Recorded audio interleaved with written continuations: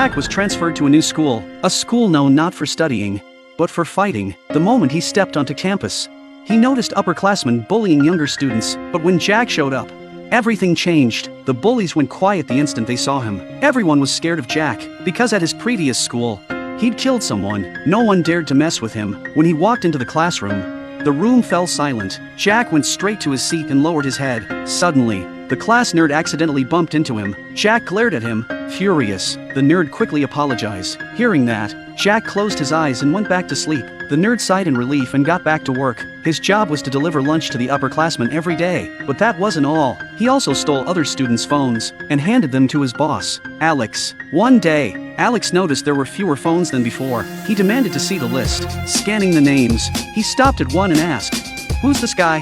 The nerd answered nervously, "He's the new kid. He's scary. I didn't want to mess with him." Hearing that, Alex got angry. He started beating the nerd, shouting, "I want his phone now." Terrified, the nerd had no choice but to agree. He ran to the teacher's office, saying, "I'm here to collect the phones." The principal didn't suspect a thing, and handed him a bag full of phones. The nerd rushed to the bathroom, hesitating for a moment. He was terrified of Jack, but still, he stole his phone. Later, he went back to class, and started returning the phones to the students. But when Jack reached out for his, he realized it was missing. He looked at the nerd and asked, "Where's my phone?" "It's in the bag," the nerd stammered. "It's not," Jack said coldly. The nerd tried to act innocent. "I just picked them up from the teacher's office."